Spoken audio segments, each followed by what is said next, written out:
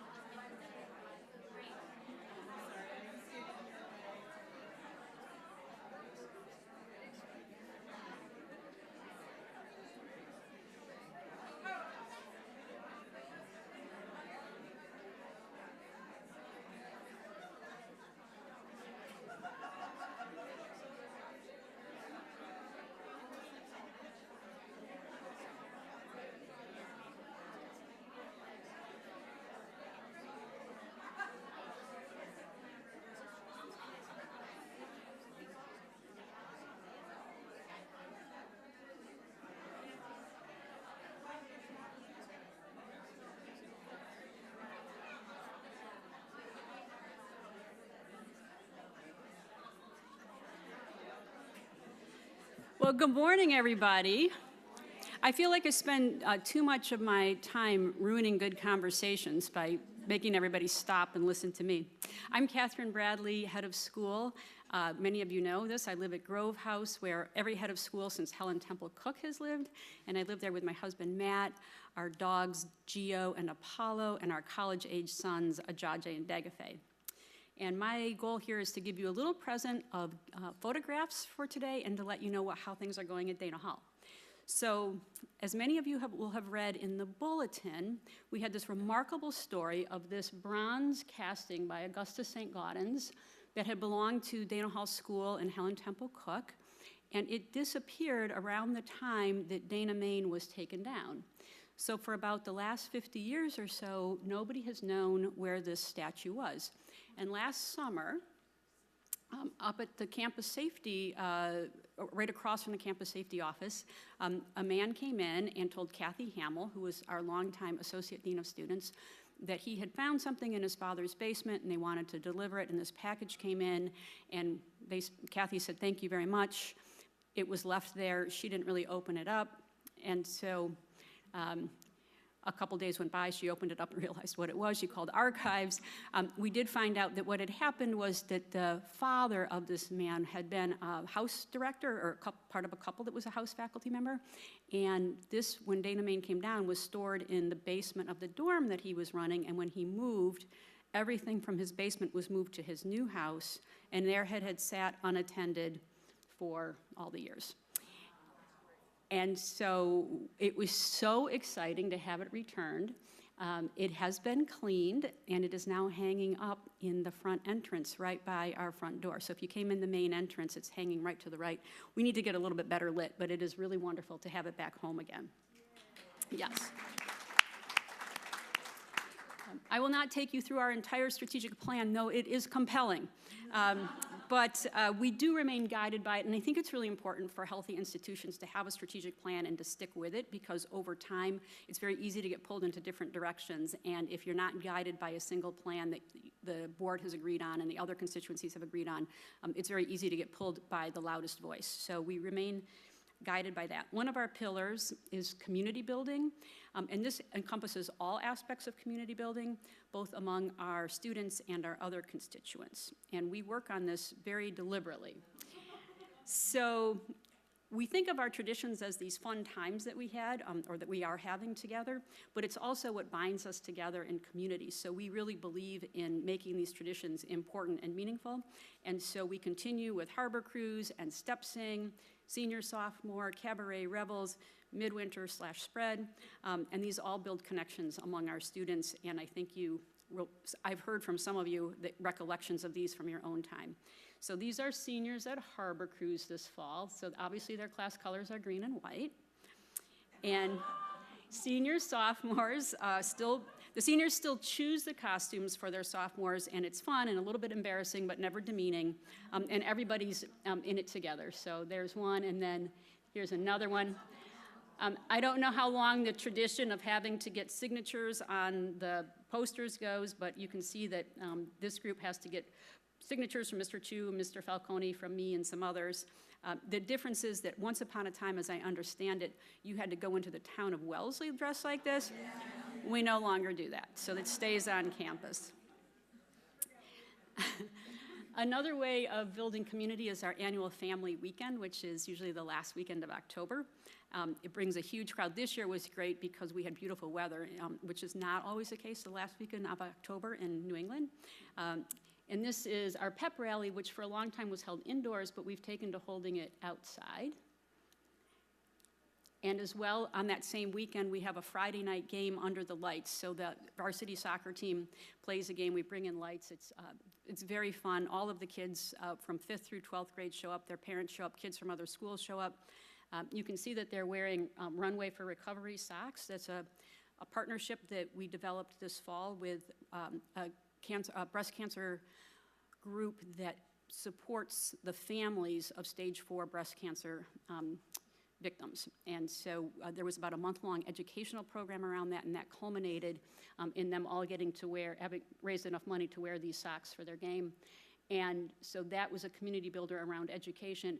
And best of all, we beat NCDS in this game. So this is the 9th graders in their very last moments of their last rehearsal before they perform cabaret. I realize that for some people, this cabaret post-dates your time at Dana Hall. But this is we're very careful to call this a variety show and not a talent show, because there are some things that happen that do not display a lot of talent, but they show a lot of gumption and fun and silliness. And the idea is that this is something that the entire 9th grade can come together around. So whether you were at Dana Hall for middle school or you're new, every single 9th grader participates. They're not required to perform on stage alone. They are required to perform at the beginning and the end in the group songs, but they can also be backstage. They can help with costumes and lighting, sound, that sort of thing. And I will say that the reason that I chose this, the rehearsal, is that the real community building happens in the process, not the final show. The final show is sort of the cherry on the top, but it's really in the process of coming up with these acts and working on these acts together that the 9th grade community is built.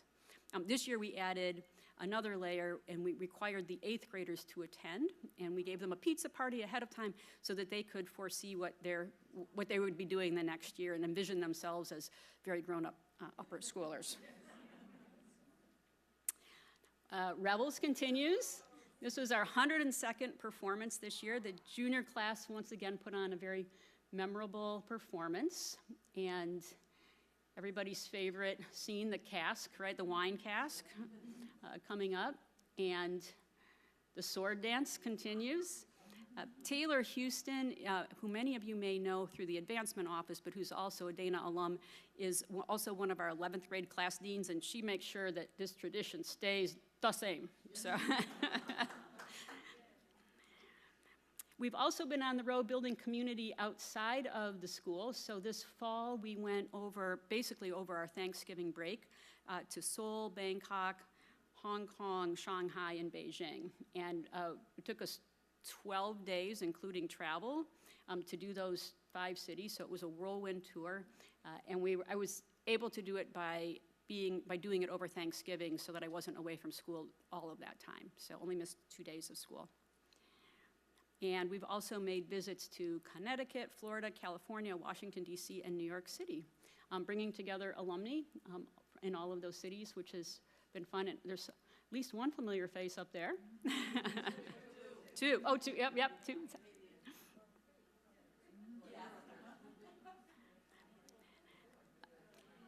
Oh, do you want me to go back? Oh, sorry.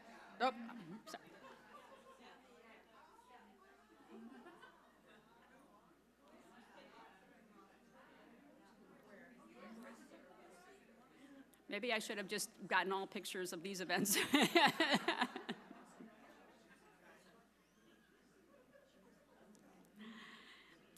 We continue to focus on ourselves as a boarding school. One of the big things that has changed over time is that our upper school is now about 1/3 boarding and 2/3 day, and that used to be by far the inverse for a long time. Enrollment in boarding has remained soft since COVID, but our programming is far more robust than it used to be, and we're focusing much more on it in the hopes of rebuilding that program. We do an annual parent survey, and the parents of our boarding students report that their students are far the most satisfied on campus. I think they feel the most included and loved and attended to.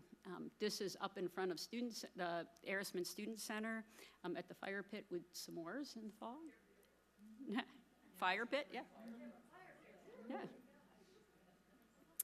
And we also, there's one of the Johnstons.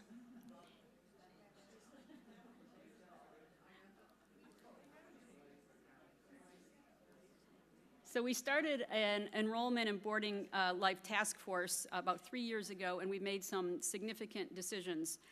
So one of the things that we now do is that we try to have, as our house directors, people who have another role at the school. So that might be teachers or librarians or something who are also house parents rather than the standalone house parents. And all faculty who live on campus are assigned a dorm duty once a week, and it's the same night in the same dorm every week, so they get to know the kids really well. We created a position called the Coordinator of Community Life to help oversee this. And this year, for the first time, we created some funding for financial aid for international students. Obviously, this has been a big part of the strategic plan. And as I said to the class of 74 yesterday, I think it's really important to remember that when we're talking about buildings and facilities, we're not just talking about buildings and facilities, we're talking about the people that those buildings and facilities support. So the programs that are now available to students that weren't before, the support that we're giving faculty so that they can do their jobs as effortlessly as possible. So we've been in this building since March 4th. That was our ribbon cutting. It was very exciting, which was the Monday before spring break, and it was a very exciting day. The building, as you've seen at this point, is filled with light, and I hope you'll explore it today if you haven't already, or tonight during Blue and White Night. There's lots of light in the building. There's 3 skylights, one at either end and one in the middle, that brings light throughout the building from the roof all the way down to the ground floor. And you have these amazing sight lines where you can see from one end of the building to the other. So if I'm standing like at the academic wing, I can look down the entire hall through the conference room at the other end of the hall and see the green in front of the student center at the other end. So it's really quite lovely. We've moved our college counselors and our learning specialists, our student affairs, our academic offices, all under one roof. We also have one of our actual mental health counselors in the building. The other 2 are rooted over at the Shipley Center for Health and Athletics.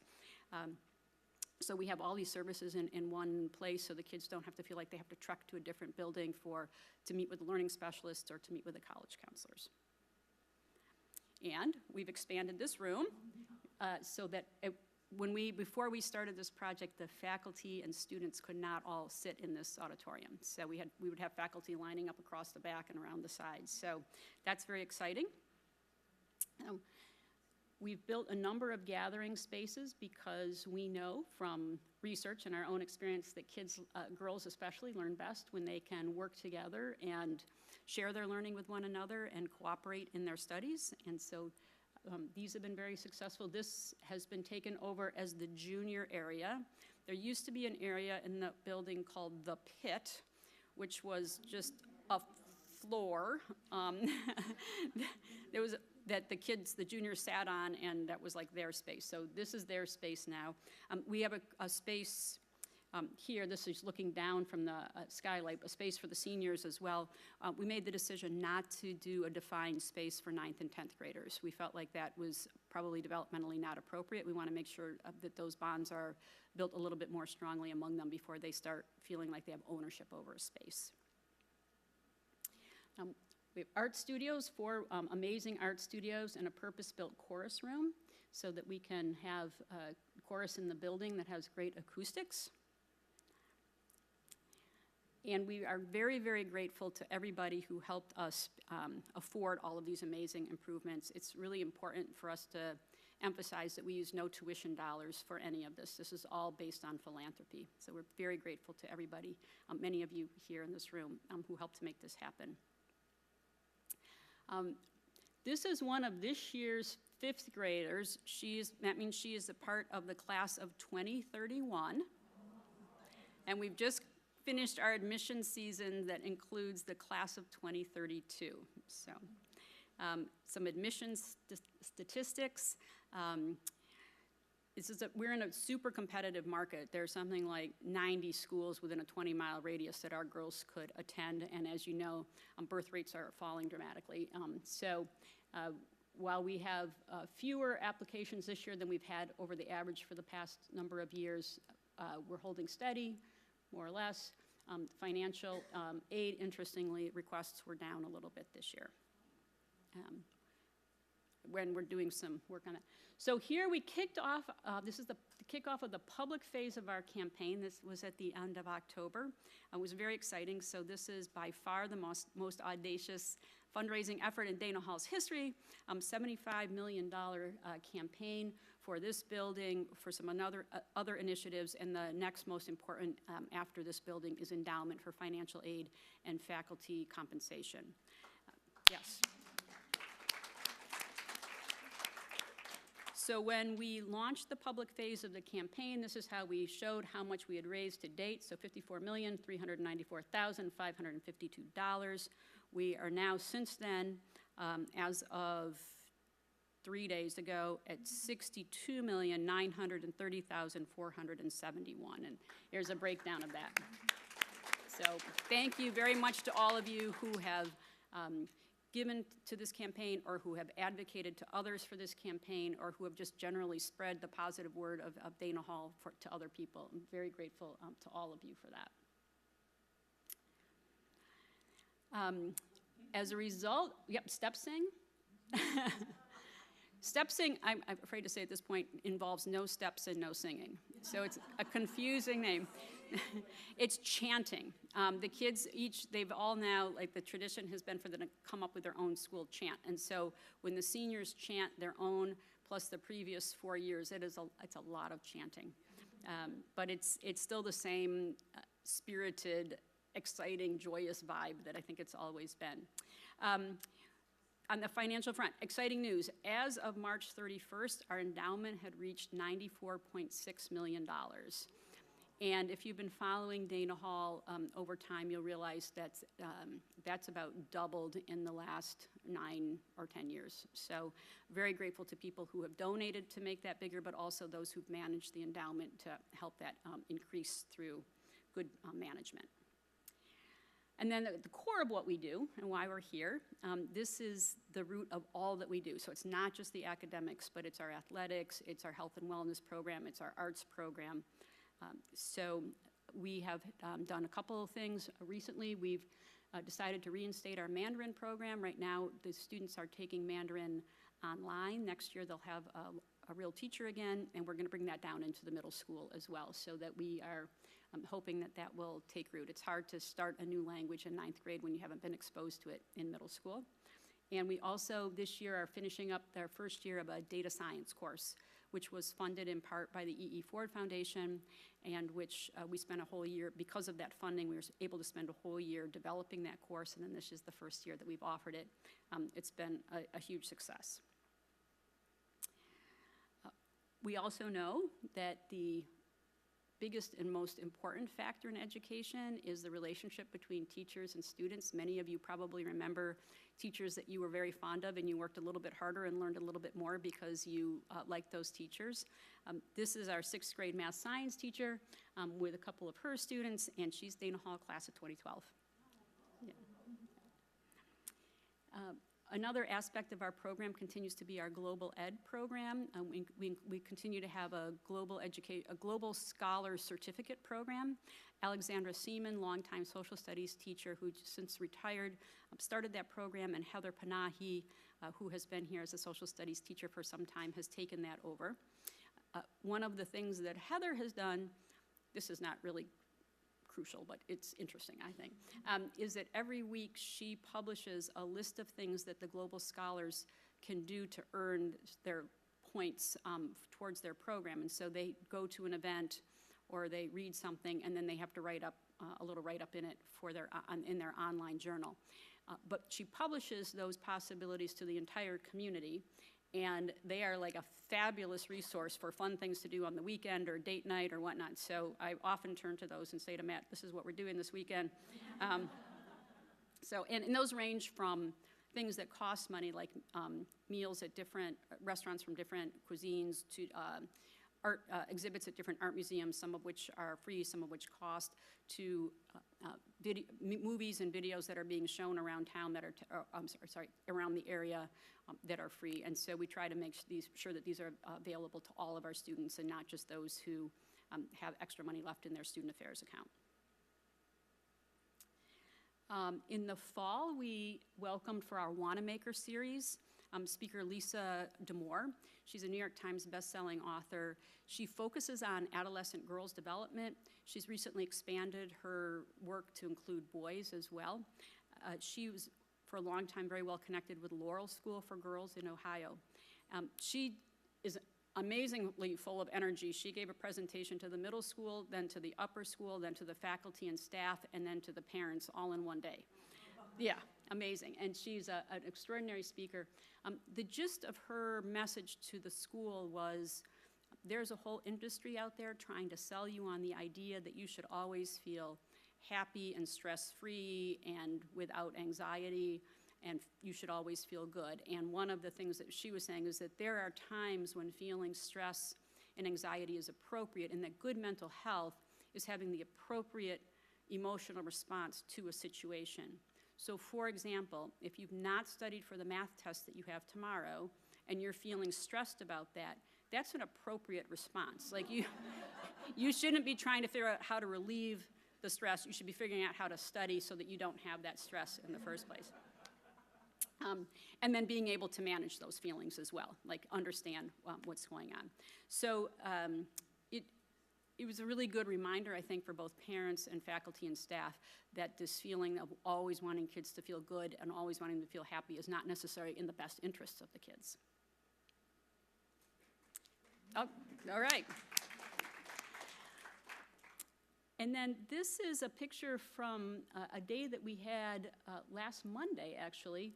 We did an entire day of professional development around artificial intelligence, generative artificial intelligence. It is a part of school life now. There's no getting around it.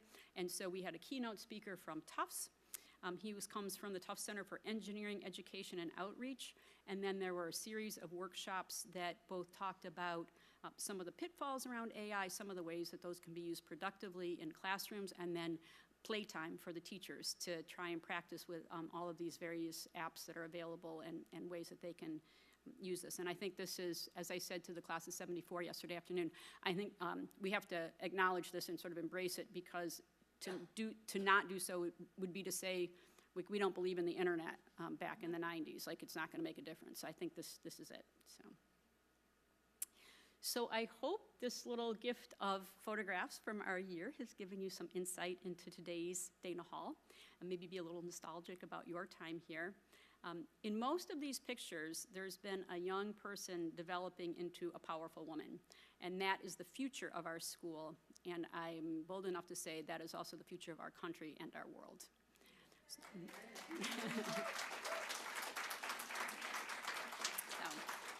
thank you.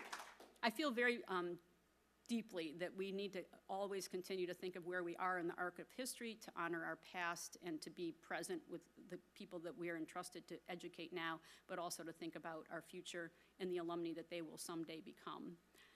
And I also want to emphasize that just as when you were here, we continue to focus deliberately and intentionally on building community. I think one of the things that we all learned from the pandemic is how important community is, and also how fragile it is. And so being mindful of that, I think, is crucial.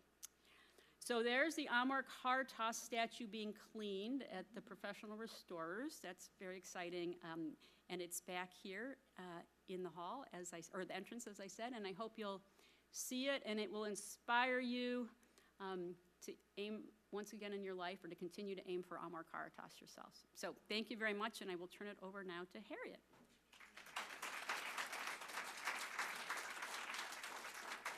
And I think this goes up.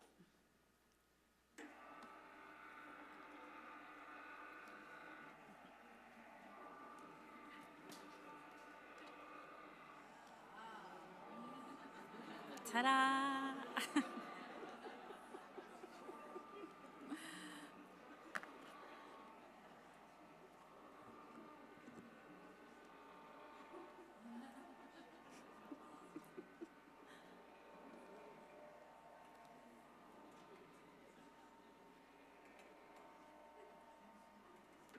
There we go. Good morning, everyone. It's so exciting to have you all together here on this beautiful weekend. For those that I haven't met, although I think I've pretty much met everybody in this room so far, but doesn't hurt. I'm Harriet Groppe-Prince. I am the Associate Director of Alumni Relations, and I am a proud member of the class of 2006. Some of you may remember me from previous reunions. I have only been back in this role since July, but I previously worked in Alumni Relations from 2013 to 2016. And of course, some may remember me from, have a different kind of memory of me from growing up on campus with my parents, Tia Pinney, class of 1970, and Kevin Groppe, former performing arts head. I will say it's great to be back, but if I'm being honest, I'm not sure that I actually ever left. This weekend, we're joined by alumni representing classes of 1959 all the way up through class of 2019. You have traveled from 23 different states and as far away as Germany, the UK, and Israel to be part of this special weekend. As mentors, volunteers, and donors, you are supporting students of today and leaders of the future, and your presence here illustrates your commitment and your love for Dana Hall. If you are inspired and energized by this weekend, I encourage you to stay involved with Dana, as many of you I know already do. Please read our e-newsletter to find out about volunteer and mentorship opportunities, attend or host events in your area or in virtual spaces, submit your updates for the bulletin's class notes, participate in the Dana Fund, or simply reach out to a friend or classmate. Every reunion, the Alumni Council presents 3 awards of distinction. It is now my honor to do that on their behalf and celebrate 3 individuals and present them with this year's Distinguished Service, Distinguished Young Alumna, and Distinguished Alumna Awards. We broke with tradition for our first honoree, and we did not notify her about this award ahead of time. So this is going to be a bit of a surprise for her, but not a surprise to anyone who knows her and has witnessed her dedication to Dana Hall. This alumna's journey of service to Dana has spanned decades. She has served as a corporator, bringing her insights and wisdom to shape the direction of Dana Hall. On the former Alumni Association Board and the current Alumni Council, her guidance and vision have been instrumental in guiding the initiatives and programs that serve to strengthen the connections among our alumni community. Our honoree's involvement has extended beyond committees and meetings. She is actively engaged with her fellow alumni through various roles as volunteer, event coordinator, and attendee. Notably, her commitment to her class and our alumni community shines brightly through her role as a reunion committee leader.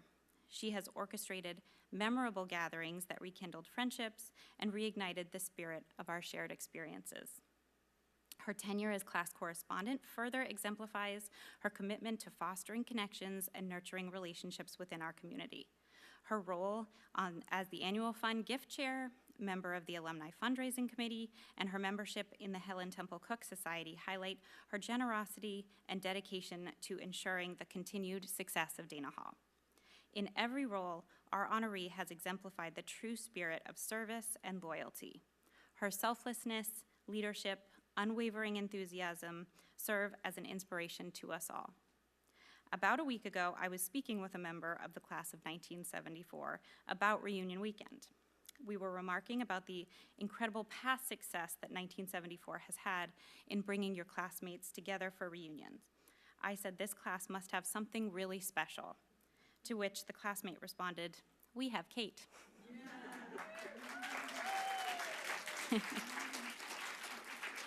It is with great honor that I present this year's Alumni Service Award to Kate Kohler, class of 1974.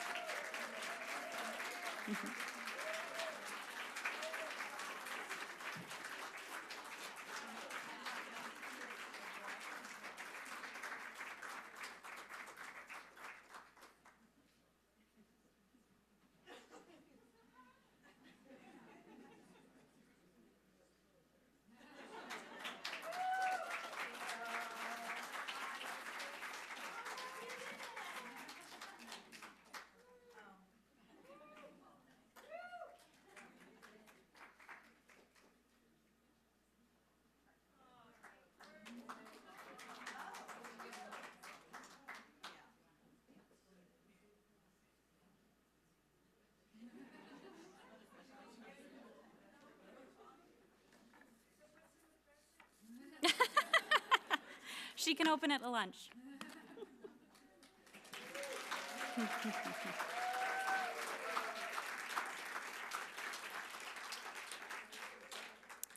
Our next honoree was notified about her award ahead of time, but unfortunately, her travel schedule did not allow her to be with us today. Each year, the Distinguished Alumna Award is presented to an individual who has demonstrated outstanding distinction in her professional and/or volunteer field of endeavor, providing an inspiring role model for students.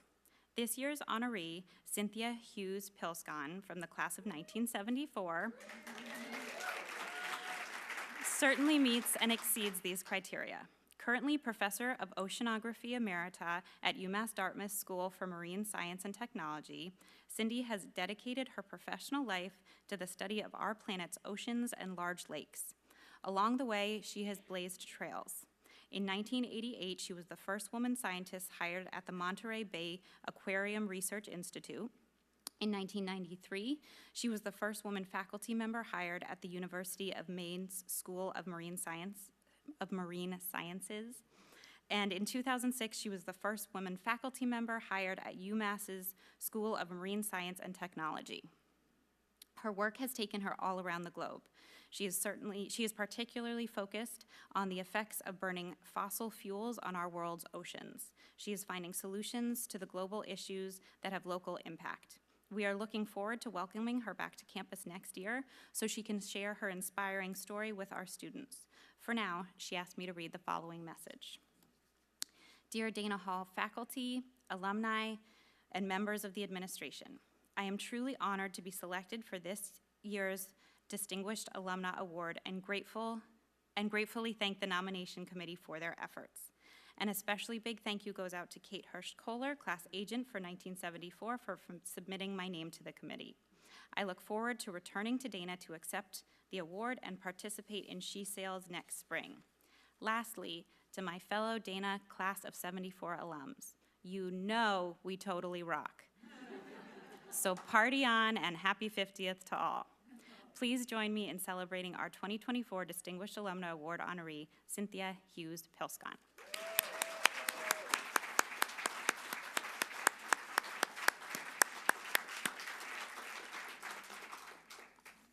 Finally, I'm happy to recognize our recipient of this year's Distinguished Young Alumna Award, which is presented to a graduate of the last 15 years who personifies the school's motto, Amor Caritas. The winner of the Distinguished Young Alumna Award will have demonstrated outstanding distinction by giving back to her community, providing an inspiring role model for students. This year's recipient is Sophia Geffen from the class of 2009. Sophia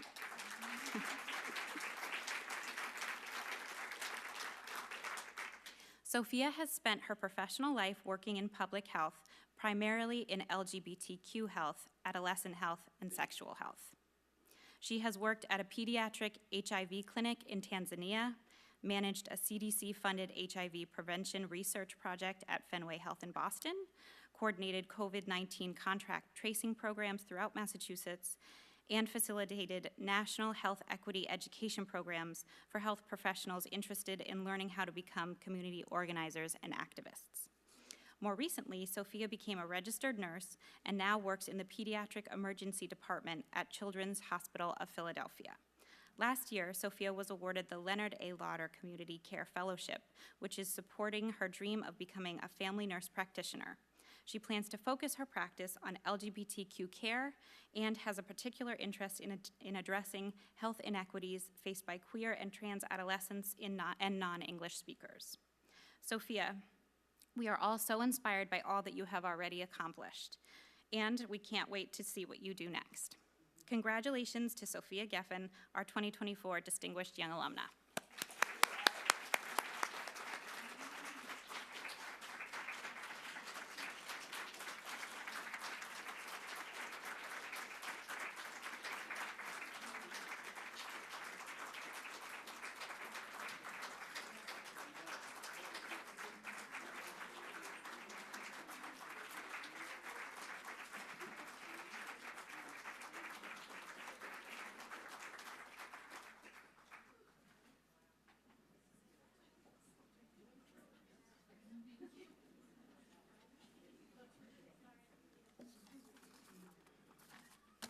All right, I'm now going to turn our program over to my colleague, Betsy Rigby, who has some exciting awards to present.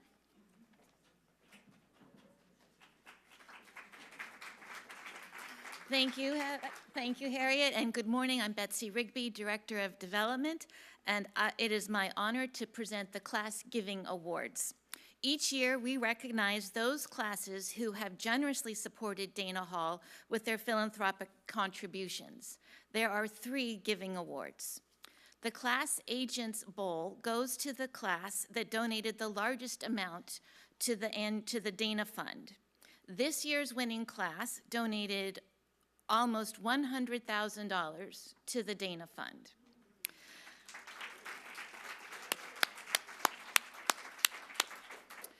The Class All Funds Award goes to the class that donated the largest amount in total to all funds this year.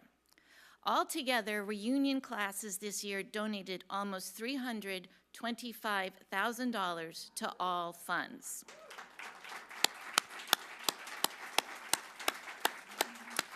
We are so grateful for your generosity and the example you set to others. The winning class this year donated $112,094 to all funds.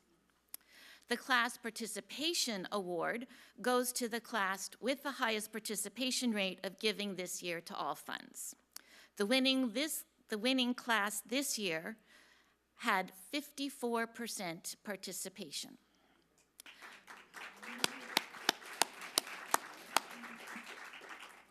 I am pleased to announce that this year it is a clean sweep by the class of '74.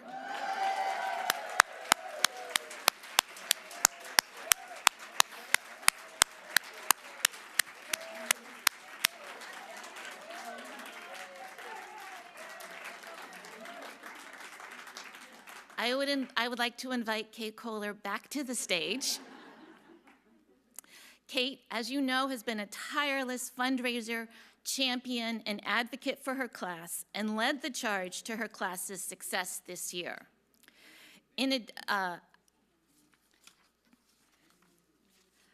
But she did not do it alone. She worked closely with her committee. So I would also like to ask the reunion committee from the class of '74 to come to the stage as well.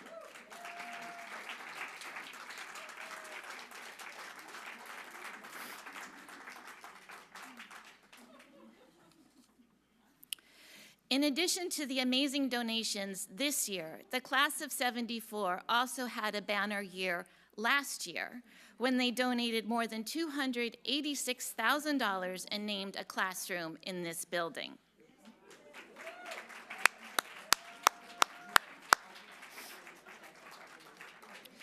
One special member of the class, Deborah Babson, made a challenge to her classmates. She promised a $50,000 contribution if the class could reach 50% participation. And so we would also like to acknowledge Deborah. Thank you.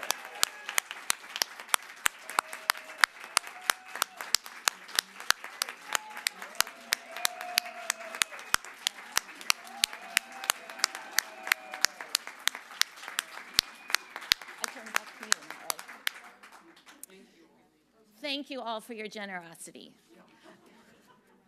And I turn the microphone back to Harriet.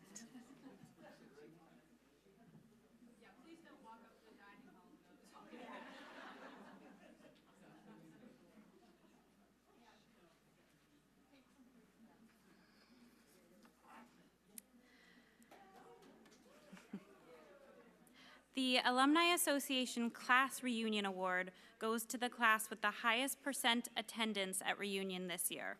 It was a very tight race. This year's Alumni Association Class Reunion Award goes to the class of 2019 with 42 alumni, or 49%, here to celebrate their 5th reunion.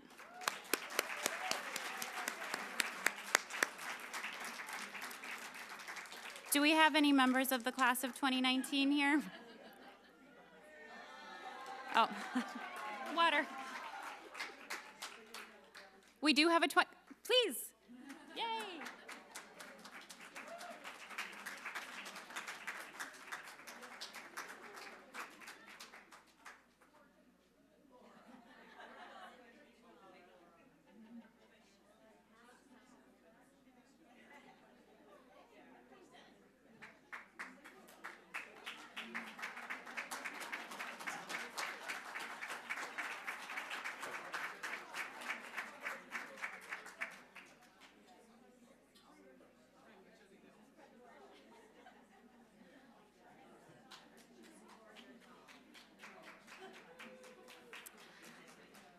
Okay, thank you everyone for being here today as we celebrate all these incredible alumni. I hope you all will come up and join us for lunch in the dining hall, and then we'll see you back in this building at 5:30 for the Alumni Art Show and 7 for Blue and White Night.